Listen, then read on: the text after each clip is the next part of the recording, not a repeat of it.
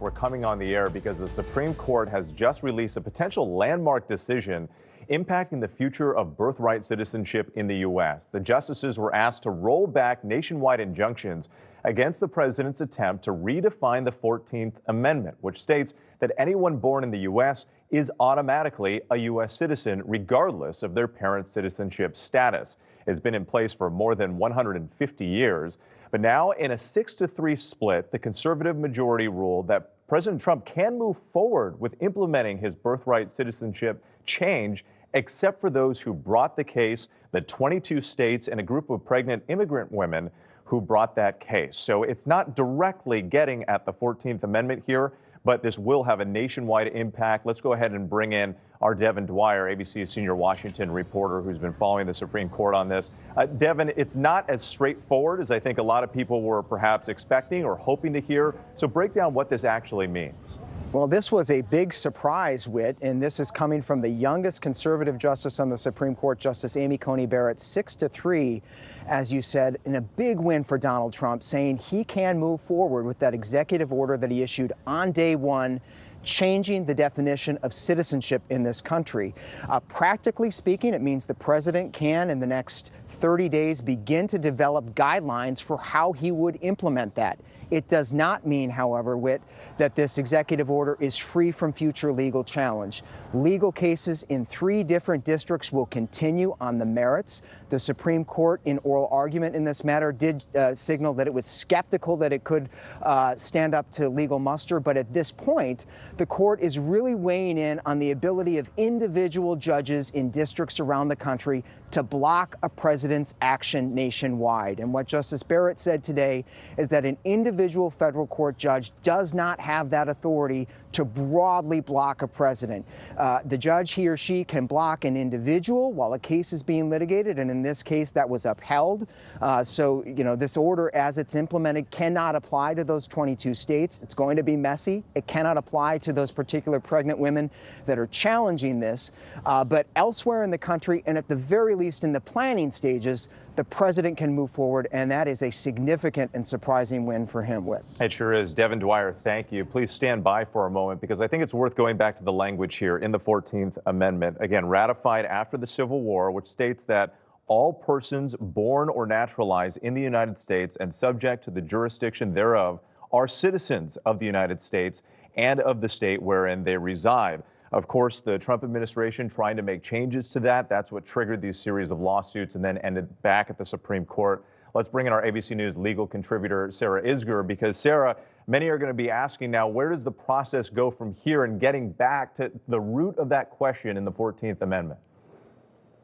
Right. This was only about whether the district judge could enjoin the enforcement of that nationwide. What we'll now see is the actual question of what the 14th Amendment means, whether a president acting alone without Congress, without an amendment to the Constitution, can change our understanding of how we've implemented that for the last 150 years.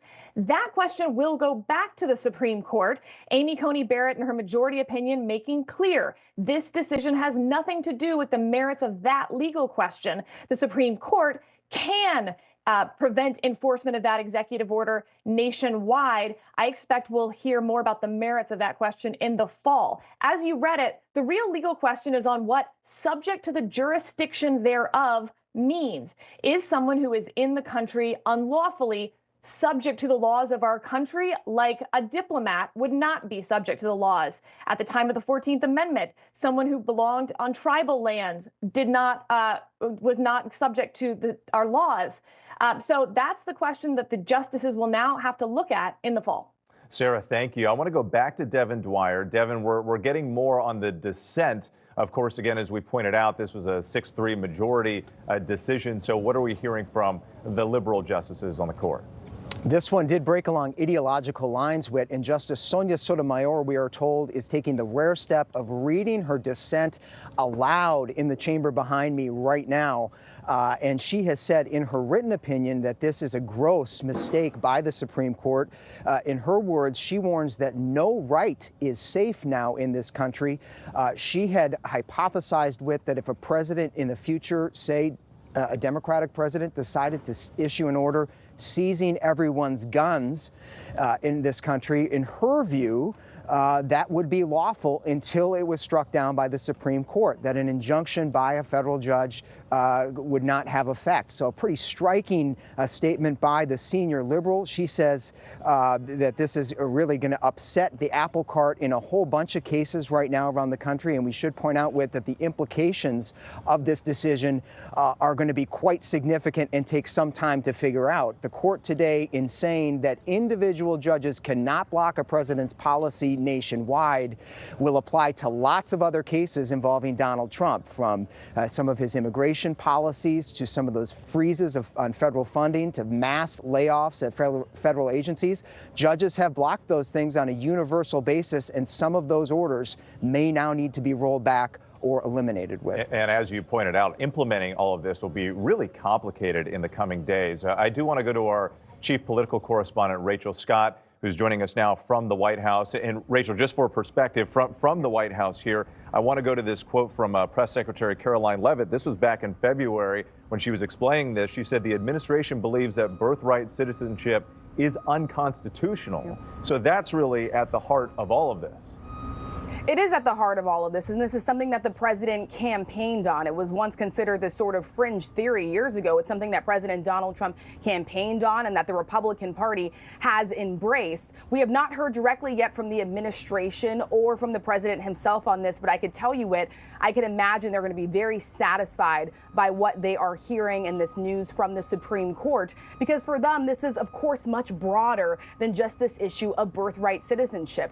This administration and the president's top officials have long argued that these district court judges have too much power, that they should not be allowed to block things that the president campaigned on, that they believe the American people elected him to do and to carry out. And birthright citizenship is one of those things. But also, as Devin did mention there are a series of other things that have been challenged and blocked by some of these lower court judges when it comes to the president's other immigration policies, even some of these freezes that we have seen within the federal government. And so the question now, and what this administration will be looking at, is how broad can this go potentially? Does that mean that some of those other issues will now have to be rolled back? But when we're talking about on the constitutionality of birthright citizenship, we know that is something that, of course, will continue to come up and could very well find itself in front of the Supreme Court again. And while the administration feels firm about this, as you just read from the press secretary right there, they do feel good about their legal standing on the issue of the constitutionality of birthright citizenship.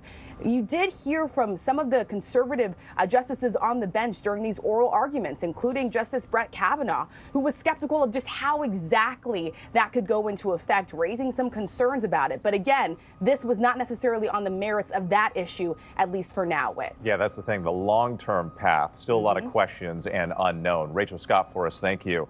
I want to bring in ABC's Maria Villarreal, joining us now from Dallas. Maria, I know you've been speaking with immigration attorneys and advocates. This is going to leave a lot of families in limbo.